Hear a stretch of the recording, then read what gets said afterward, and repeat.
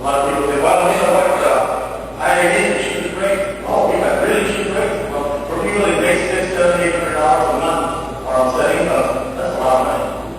And it's a lot of money for a lot of us there too, because we never know what our light bill is going to be. I mean, this last one they had, they add one penny to your bill with the ECA, and it draws $22 billion per resident. Well, that's how much. It's a lot of money, especially when we and you have to pay for it. And that's one thing. I was at a place that I spoke, I think, the Chicago was there, and we spoke at the IID employees. And I asked, sometimes when people can't pay their bill, they call in to ask for an extension.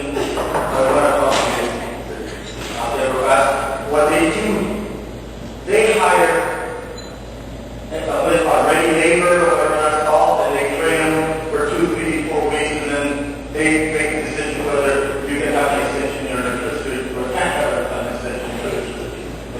And that, and those people are only hired for, I can't remember, 3 or 4 months, which is, I'm not complaining about it, but sometimes you need somebody answering the phone that is already trained and qualified to make those decisions, not put you on hold and have you listen to nice music for 45 seconds or 15 minutes or 20 minutes. And that's another thing that I think that is wrong. Maybe that's the way the district thinks they're going to save money, but the most important thing we can supply is service to our customers. And the other thing is they close the offices. You have to go, if you want to extension, you didn't go to Curry, you have to go to anyway, their time's up. So if you have any more questions, come over to the table. I'll tell you all about it. Thank you.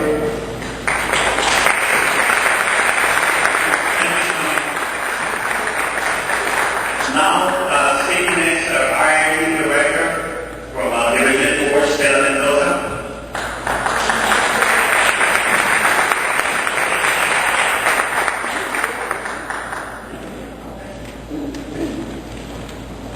Good afternoon. Thank you for being here. I'd like to thank the APC for sponsoring this forum. My name is Stella Mendoza. I'm born and raised in Raleigh. I keep hearing that the IID needs to have controls and oversight in place to safeguard the public funds and ensure that business runs properly. I just want you all, the public, to know that I have supported and presently supporting and will continue to support this control being in place. My record stands for itself. In 2000, I supported the creation of the Project Management Office, the PMO. This centralized office worked well for the IID, saving millions of dollars. In 2005, management proposed changing that and centralizing it to the other departments. It failed. So this past year, 2007, my fellow board members and I voted to reinstitute the centralized PMO. Because of our efforts, this department is alive and working to reinstall controls throughout the IID capital project. In 2006, I began to suspect that there were possible problems associated with the DTAP Southwest project. Specifically, I believe that our management staff had forged an unholy alliance with citizens and the California Independent Service Providers. I called for an independent review, and I can tell you that our management fought me tooth and nail for this review. The result of the review is that we're going to a different path and it's going to save us millions of dollars in the future. As you know, San Diego Gas and Electric are pushing for the northern round, and we're pushing for the southern round. And we'll see how that turns out.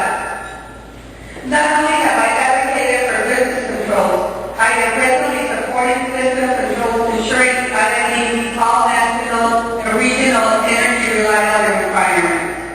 The IID is in a transition. It is transforming itself from being a sleepy little water company that serves energy to a few customers to a large corporation dealing with national and regional issues that are very complex.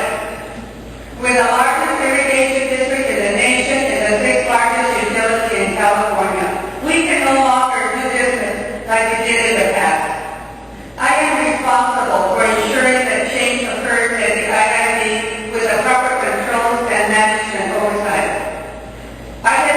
fighting a good fight for all the people in my community, and the real legend will continue to do so. I believe it's crucial to keep the IID intact. No separation of water and power departments. Not selling our Coachella Valley power site, as proposed by Mike Cox and the Imperial Group. That would be detrimental for you. You heard Mr. Gallagos talk about my energy bill. If that were to happen, we'd be in deep trouble. We have to make sure that there's transmission capacity in place to export that renewable energy, but not to the detriment of our valley and its people.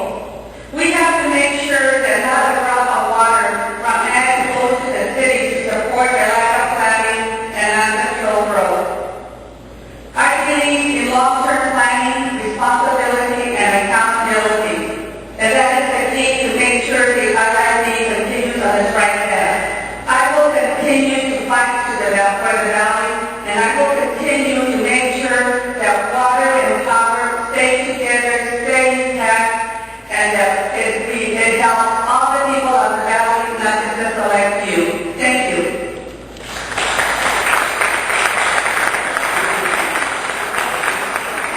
Thank you, Stella.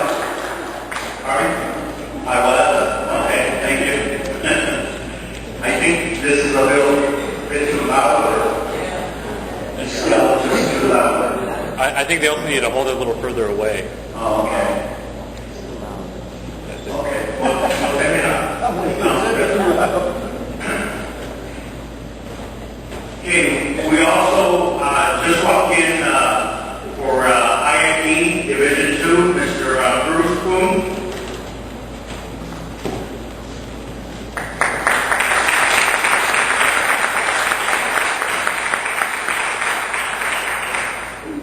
I'm the most reserved one here. Okay, my name is Bruce Kuhn. I was born here in Raleigh. Lived here until I was 12. Went to winter school. Then we moved to El Centro, and that's where I grew up. Went to high school, went to IDC, and then ended up graduating with a post certificate out of College of the Redwoods in Eureka, California. Came back here to be a police officer at City of El Centro. From there, started business. Ended up with an office in Hawaii, office in El Centro, and an office in San Diego. My brothers were running me to death. So I told them I was told to buy El Centro, they could have San Diego. Anyway, spent 8 years as a board of directors on the Bureau of Irrigation business. And 8 of the best years of my life. Enjoyed it very, very much. In those 8 years, we had a balanced budget. There was no rate increase. And now we're looking 3.5 years later at a very real chance of a 6 to 8% rate increase. And if you look on your bill, on your ECA, that's the portion of the bill that is supposed to fluctuate. It's supposed to fluctuate with the cost of natural gas. With the hedging losses at $62 million, I assume that's the reason they locked it in, is to recoup that money. The ECA is not supposed to be locked in. It's not supposed to be a revenue generator. It is supposed to take care of the fluctuations in the price